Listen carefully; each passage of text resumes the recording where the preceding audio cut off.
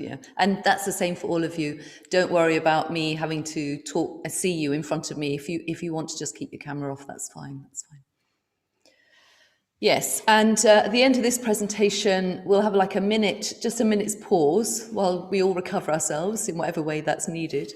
And then Sangadarshini is going to do a Dharma appeal on behalf of Adhisthana. Okay.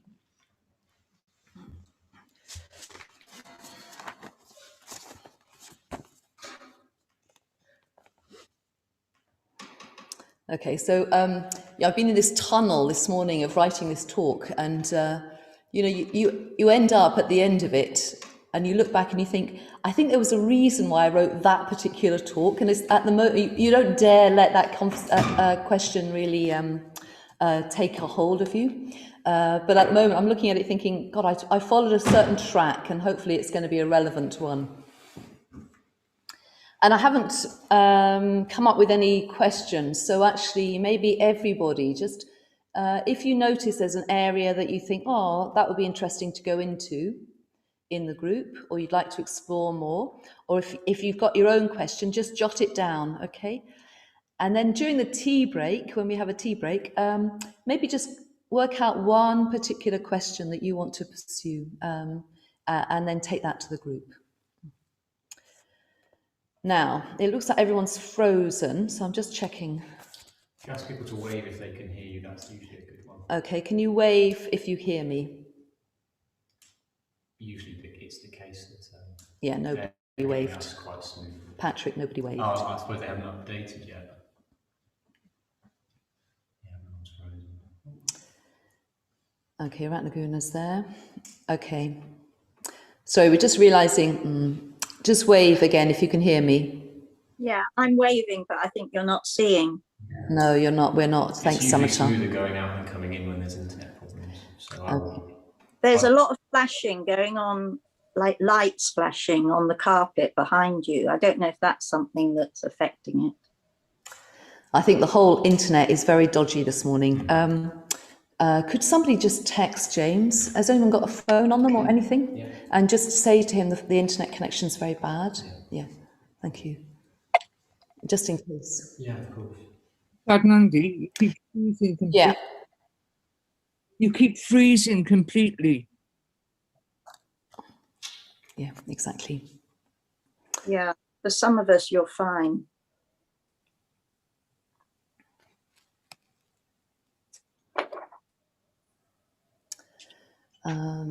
You're absolutely fine from Sweden, so... Thanks very Bodhi. Thank you, it's nice to hear. Patrick's just communicating with James to see if we can get more bandwidth onto this particular line. And I'll also then get him to put out something in chat once he's done that. Just to say we're aware that the internet's a bit bad. Well, you're fine here in... okay. Well, I'll just continue as if it's all fine, but a lot of you are frozen right now. Okay. It's Saddhanandi. Hi, it's Catherine. Sometimes this happens, and you get a better connection if everybody actually switches their camera off. I just thought you might want to bear that in mind. I know it's not ideal, but it does actually help connection if everybody switches off their video. Okay, let's do that. In my experience. Yeah, no, that's good, Catherine. Thank you. Yeah. 4 or 5 people have sent messages into the chat saying that they're all fine. Yeah. Good.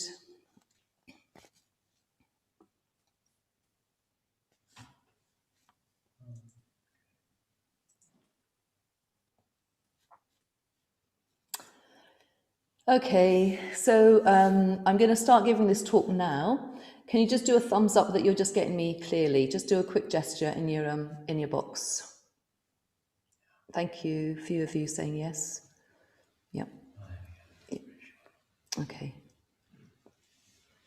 About a third. Thank you, Ratnaguna. Okay, so we're moving into the whole area of spiritual community and the need for spiritual community. And the spiritual community isn't anything apart from a bunch of individuals getting together or growing individuals. But first of all, I'm going to just say something about the connection between being in a community and discipleship and friendship in connection with viveka and boundarylessness, or non-boundary. So basically, on our path of individuality, or on our path of becoming less boundaried, we all need encouragement, support, and direction. We need people around us that can help, and even people that can demand more from us, that can help us stand alone in our own path of self-discovery, and also help us to stand collectively in a healthy and individual way. So because of that need, we need to be in relationship with other people who have either done it more than we've done it, who are further along the path, or who have an ability to reach out and offer friendship to us as individuals. And the spiritual community then is called, or the definition of a spiritual community is the free association of individuals. So its purpose, the only reason why you have a spiritual community, is for its members to help one another to develop spiritually and to help others outside the community to develop their individuality. So the whole premise is based around this whole quality of individuality. Bhante has this rather unusual sort of metaphor of, he says, you can no more have a spiritual community without individuals than you can have an omelette without eggs. I find it a slightly strange metaphor myself, but actually it does work when you think about it. You know, when you think about omelette, you think, oh, it's some sort of interesting meal, you know, you quite enjoy it, it's got flavours to it, and it's got its own kind of attributes, which is fine, but basically all it is eggs, yeah? So you think the spiritual community is some sort of interesting body over here, which has got its own qualities and its own purpose and all that, but actually all it is eggs put together in a pan, as opposed to, which is just us individually, as individuals put together in a pan. So what are these individuals growing into, or what do these individuals in this pan, this spiritual community, need to be? They need to be relatively free from the group, or free from the need to be part of a group. They need to be relatively integrated and aware, and they need to have their own inner direction and purpose to their lives. I mean, we saw this in particular in relationship to, well, all those things in relationship to Viveka. So a lot of this is us developing greater, in a way, kind of interestingly, it's us developing greater withdrawal and more sort of seclusion, even though it is in community.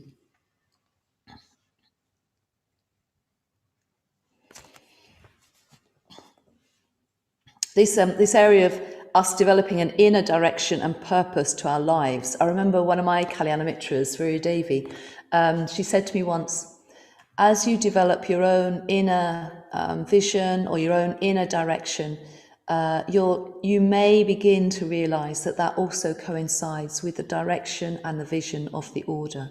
And at that point, you will become a member of that order, which is a very sort of simple way of describing a certain process.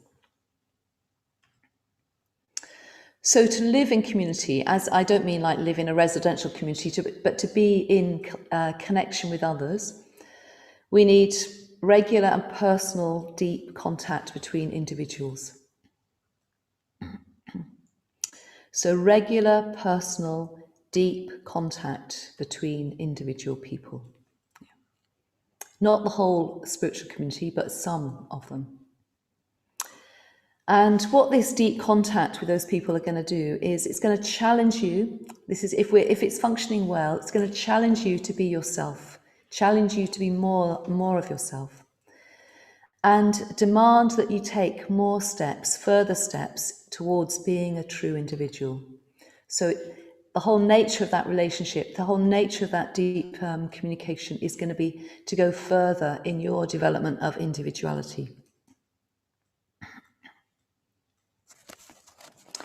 And those friends or those people around us, they will do what they can to spark off real communication and genuine spiritual exchanges, which is it's easy to say, and it sounds quite poetic, it sounds very attractive, but actually it's unusually difficult because we've got so many habits of speech. A bit like that exchange that went on between myself and Ratnaguna, which I had to then apologise for, where, you know, he says to me something about our friendship, and then I deflect with a certain comment. So it takes quite a level of self-awareness and individuality to stand in a deeper level of communication with each other. And within the spiritual community, of course, people won't always agree on everything. So there's going to need to be a lot of communication to know that underneath everything, underneath all the disagreements, we still do share our own values. So we need to discover for ourselves over and over again that we share a general approach to the spiritual life.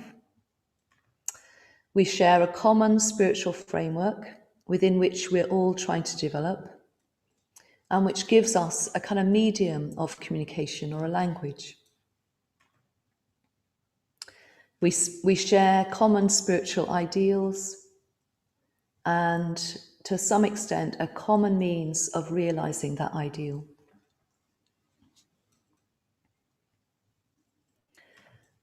So again, all of this is very easy to say and much harder to do in practice. So I just want to mention a few areas that we have to face in ourselves and we have to face in other people that either erode individuality or certainly complicate individuality. And because of that, it erodes and complicates our ability to be in a good, healthy community. So a few areas I'm going to cover, only briefly, unfortunately, is individualism and conformity, the worldly winds, the nature of jargon, and the complication of character, personality, and individuality.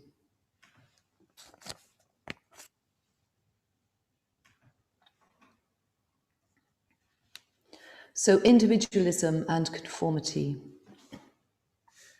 So some people have more of a tendency towards being individualistic. I very admire these people actually because they often feel very aware of their own values and have their own kind of integrity actually, which I find very sort of invigorating. Yeah, they can have a strong sense of their own direction and values. But sometimes because of their occupation with that, they're very concerned about joining a community or joining a group. They're very concerned about a group. And they can see the collective or the community as a danger to those values. Although it's interesting, I've often thought this with individualists, it's interesting that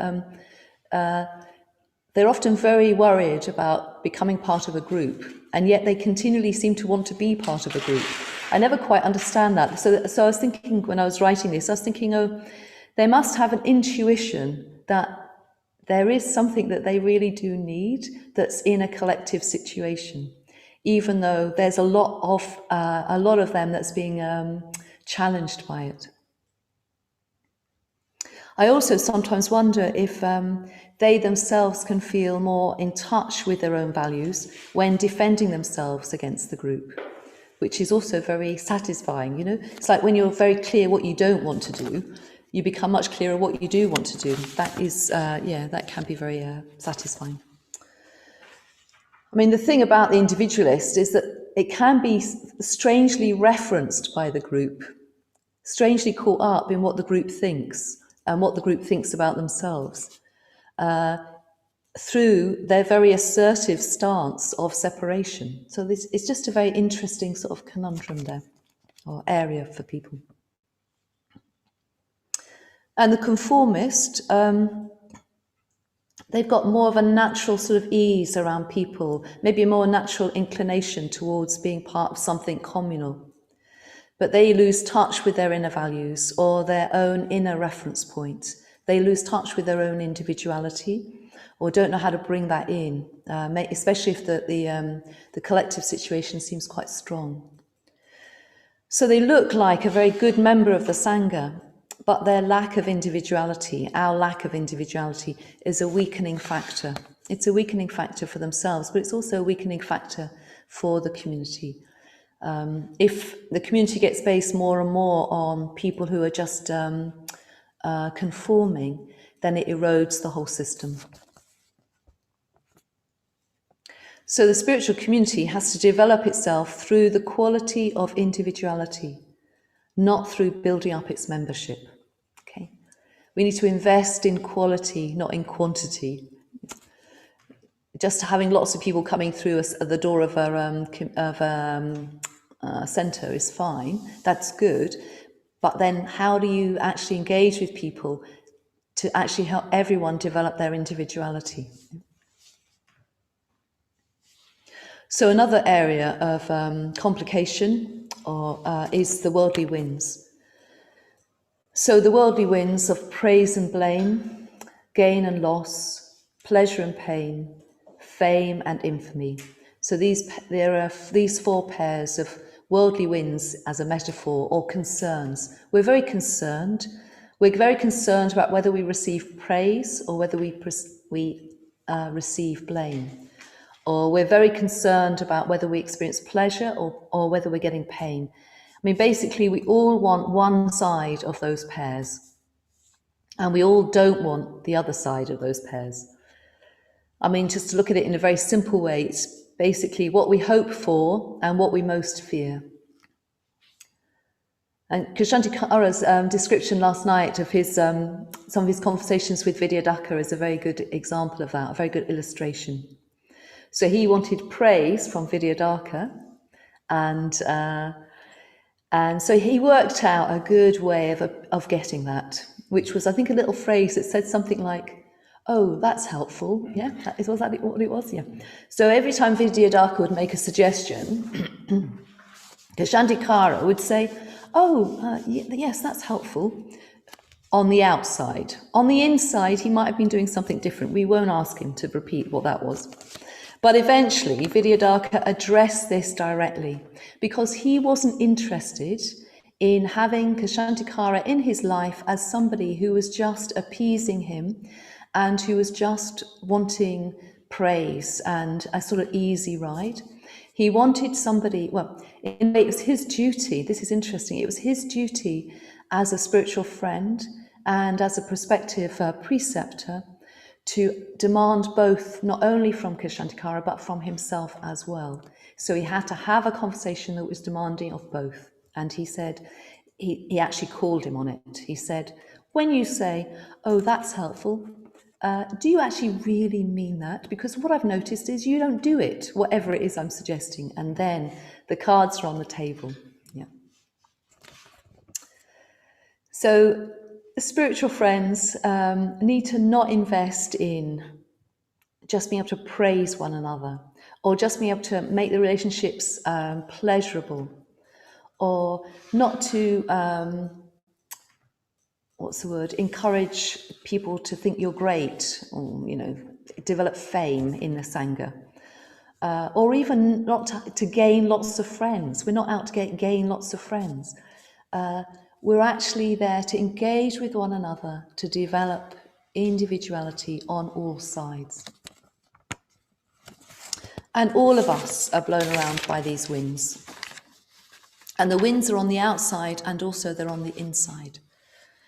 Just listen to the thoughts that are going on inside your head. Just listen to the prapancha that goes on inside your head. This endless dialogue that's happening all the time. And note where the worldly winds are blowing, where the worldly winds or the worldly concerns are accumulating. The preoccupations that we have with these four pairs. And these need to be gradually replaced by a commitment to growth, to development, to a deeper engagement with the challenges of becoming an individual.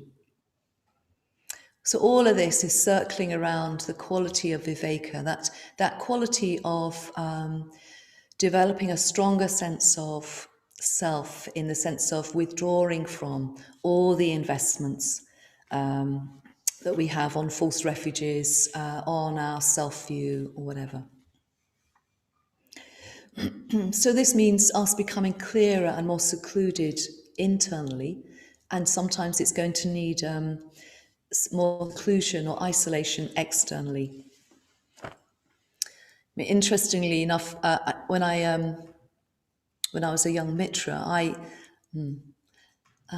I became a stronger member of the spiritual community by going on solitary retreat. It took me a while to realise this, but as I went on solitary retreats, so I developed a stronger sense of my own inner direction or my own inner values. Basically, I gradually unearthed my own motivation for the spiritual life, a very pure motivation, which nobody else had talked me into. Nobody else had suggested to me. It was just simply me on my own in that solitary retreat. And because of the work I did alone, I became a stronger member of the community. Okay, I'm going to mention now jargon. So jargon, it's just words, isn't it? We all have to use words. I'm using words right now. Words are useful terms. We need them to communicate with one another. And we often have phrases or words that mean have a lot of meaning behind them. And most of us, to a large extent, understand what the meaning behind those words are. But I think they can often be used in the words can be used in a very superficial way. In a way, I think it becomes the language of the group. When we use jargon unconsciously, it becomes the language of the group. When it's not unpacked, when people aren't in touch with what they really mean by those words, then it's just all very superficial and empty. And the problem is sometimes we actually believe that those words are carrying a message which we don't understand, but it might be that the communicator or the person using those words isn't using them well. I'm a bit, what's the word? I can get a bit triggered by jargon myself. I think it's, what can I say? I think it undermines the path, actually, our use of jargon. Okay, then we've got the area of character, personality, and individuality. And I've taken all my information from Subhuti's ramble from the LBC in 2018. So character, he says, is our set of dispositions. I mean, basically, our character is made up of biology, culture, gender, background, all these things. And personality is more how we appear to others. Certain aspects of ourselves will present more in public. Not every aspect of ourselves will present in public. So our personality doesn't necessarily communicate everything that we are.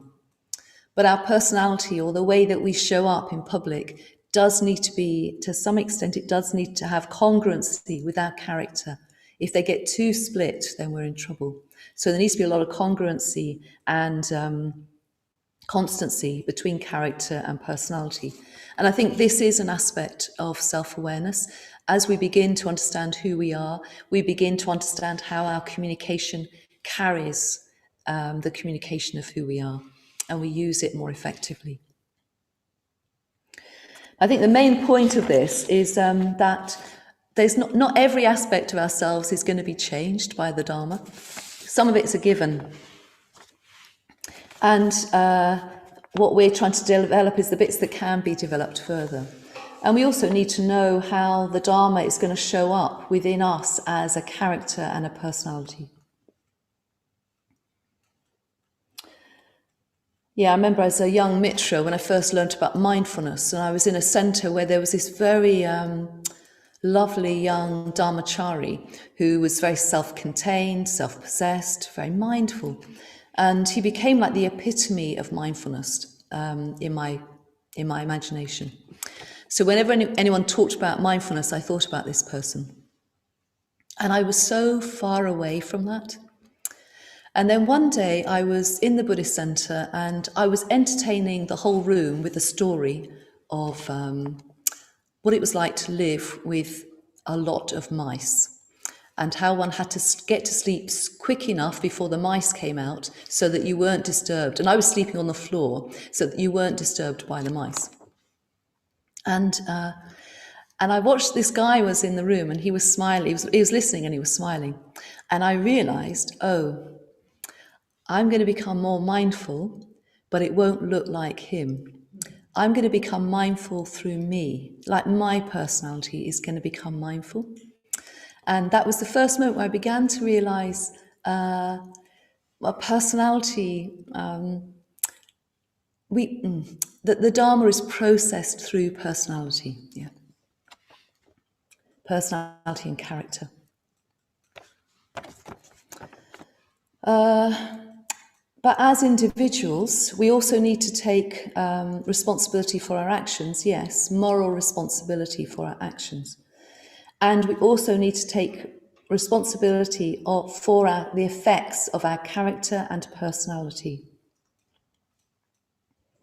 So we need to learn gradually who we are and the effect of our personality, of our character. And this isn't easy to do, and it's quite a long journey, but it's necessary, especially if you're engaging a lot with the Sangha and the community in general. So we have to learn that, I don't know, being extrovert has a particular effect in a certain room or in a certain situation, and I need to take responsibility for that. I've also watched somebody who was very introverted become mistrusted by a group, and they weren't untrustworthy, they were just silent when it would have been helpful if they'd spoken. Do you see what I mean? So it's just simply they're just their way of being kind of triggered a certain mistrust from people, which wasn't necessary. So we've got to learn a little bit what effect does our character and personality have in a situation, and then take some responsibility for that. But there will always be limits to how much responsibility we can take for those actions, because it's impossible to predict the effect of ourselves on other people at a particular time. Yeah, so it takes a long time for us to learn about our own impact on other people. And also it takes a long time for us to develop our character and personality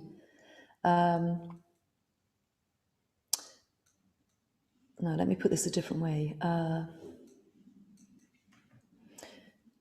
Our character and personality needs to be developed, and our awareness of the character and personality we have needs to be developed, because our character and personality and our individuality needs to support our contact with the Dharma. So how does the Dharma ride on us as personalities, as individuals, as characters?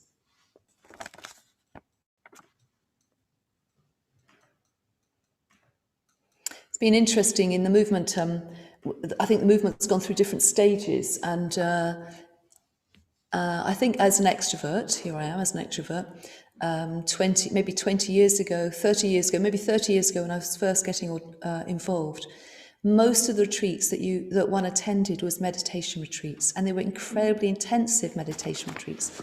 They were 12 days with 10 days of silence, and they would contain, 7 or 8 hours of meditation.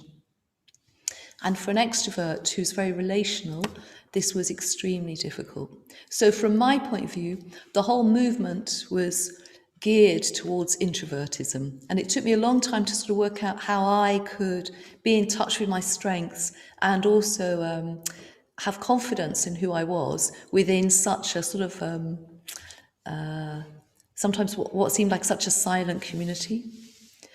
Whereas nowadays, with all the GFR retreats and all the communication that goes on and the articles that come out and the talks that are given, I bet introverts are thinking, I don't know how to be involved in such a talky, communicative, sort of certain kind of Sangha. Like, what do I do? How do I get involved in this? So I'm just saying that probably on both sides, we're struggling in different ways. And it's up to us to learn what we're really trying to do there.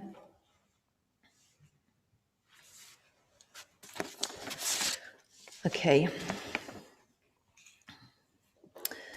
So I just now want to draw out a few points from a talk that Parami gave to Windhorse Evolution. I can't remember which year it was.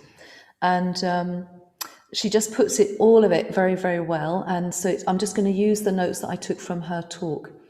I think it's called something like The Individual and the Collective, I think, okay? Okay, these are my notes from her. It is beautiful the way she puts it.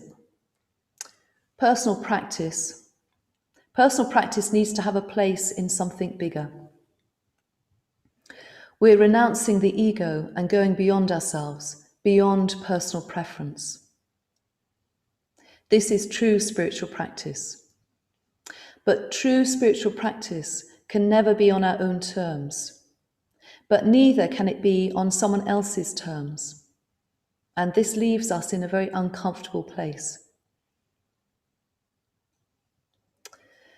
If it's on our terms, if it's on our own terms, then it's not possible to transform the ego.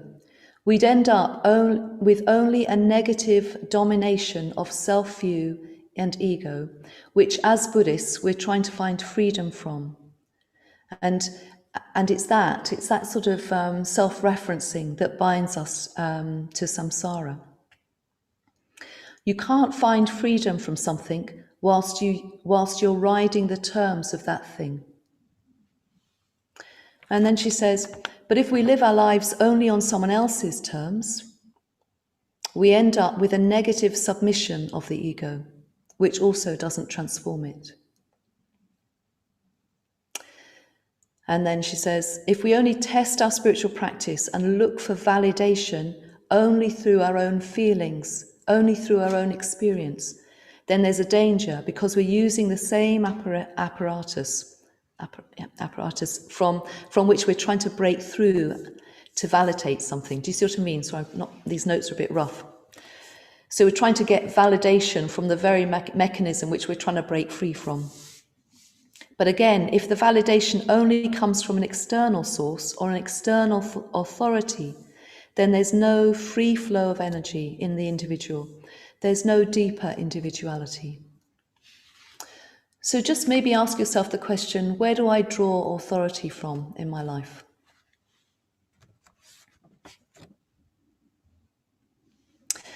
So personal responsibility, taking personal responsibility or personal individuality needs a bigger forum in which to test itself, and that is the forum of collective practice.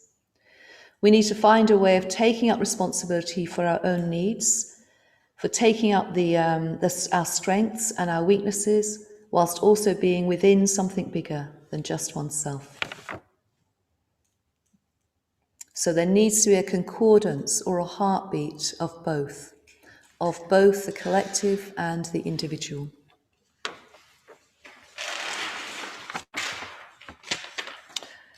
So I've just got a little concluding remark. So returning to the theme of individuality, returning to the theme of self-contained, being self-contained and boundless at the same time. So being self-contained is a journey we make alone, discovering who we are, noticing where we invest in self-views. But this is more effective, as Parami points out, this is really only effective with the engagement, guidance, support, and a larger context in which to share that journey.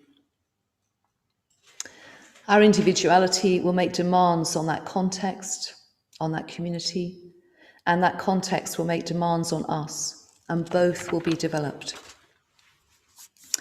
And the boundlessness, well, in a way that's a resultant of individuality.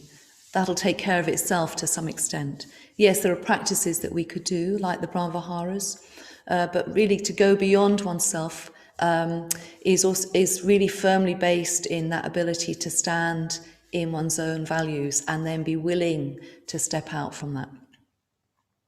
And how that shows up in my life and how that shows up in your life, that'll be different. And well, let's just see what happens.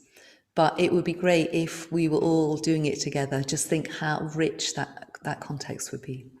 Yeah. Thank you. Thank you.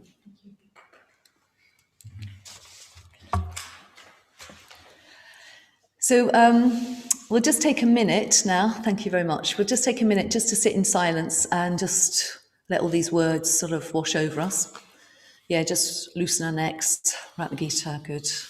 And then I'm going to hand over to Saddhanandi, and you can just step out from that, okay? And then we'll go and have a break, and I'll, come back to that.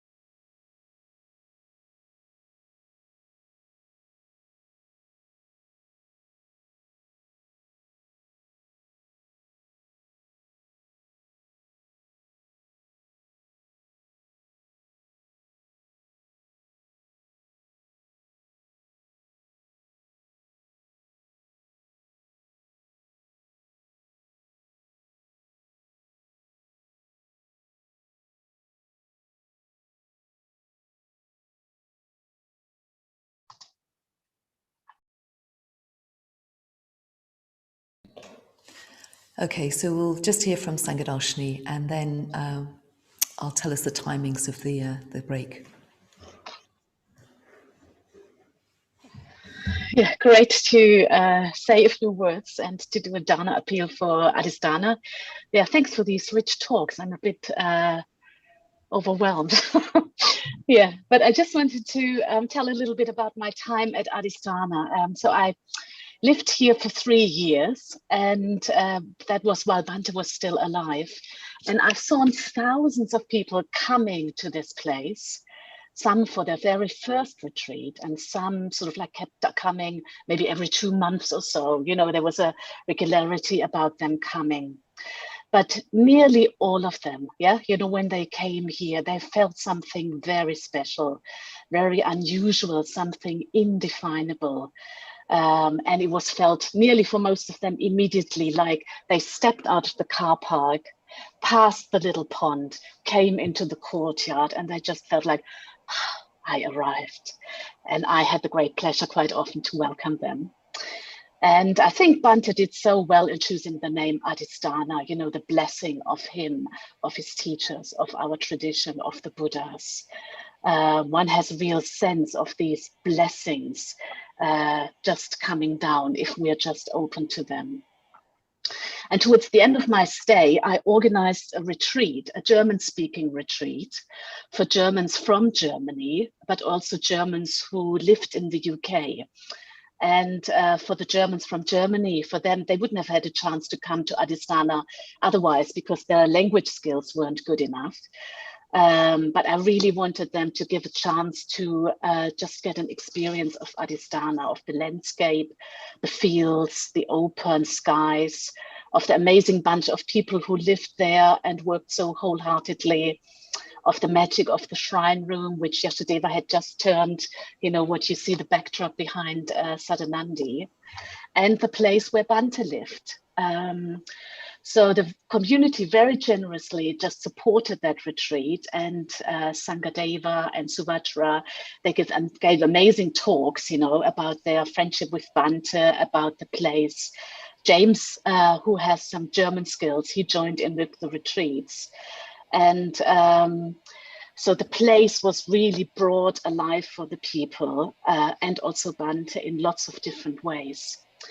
And at some stage, I wrote to Bhante telling him about the retreat. And I asked him if he wanted to come for some German cake. And he did come and had some cake with us, which was quite unusual at the time because he didn't really see didn't have many public meetings, but he came. And he was just giving himself so generously, you know, just sort of like coming, joining in, talking to people, and just being there with us. And he had that sense of sort of like seeing the importance of meeting these people and just giving himself so generously. And for some of the Germans, I mean, they keep on talking about this event, that it really changed their life. And now Bante is no more. Yeah, there is not the chance to meet him for German cake or something. But Adhisthana is still indefinable. There's still the graves waves. Everything is still there. And the community is keeping it alive through their commitment, the truthfulness to Bante's teaching, their practice and generosity. And so many people are part of this spirit of generosity, like Ratnaguna leading this retreat, you know, like everybody there sort of like telling their stories, people coming to Adhisthana. Let's participate in the blessings of Adhisthana. Let's participate in the flow of generosity. So there are different ways how you can do it. Yeah, one is to press the button on the PayPal button, and to give as wholeheartedly as you can. Just let it flow. You know, there's in the chat there's already it appeared. You can sign up for the Adhisthana newsletter, and I've just been to the page. And I have to admit, I haven't looked at it for quite a while, and it's just amazing. You know, there's a whole new website with all these videos you can just click on, with the pictures of the people, the retreats news, just a whole lot of information. And you can get a newsletter which is sent out. Or you could just come with your friends. You know, you could just come, invite them to come on a retreat. You could come for a solitary.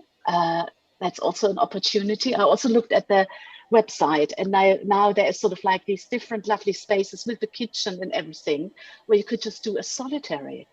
You know, what Saddhanandi talked about, just bringing out more of your individuality, just being in this space.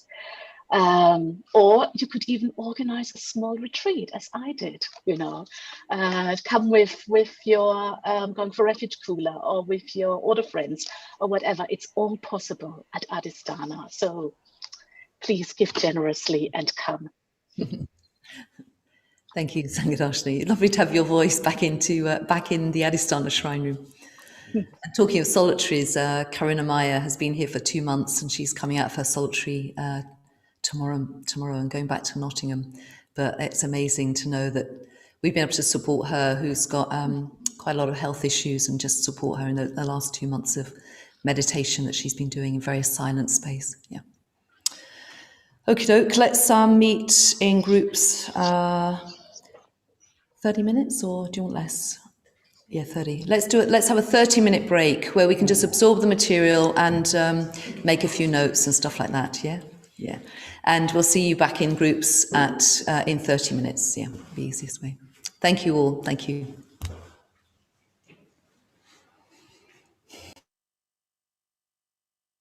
Oh, wow.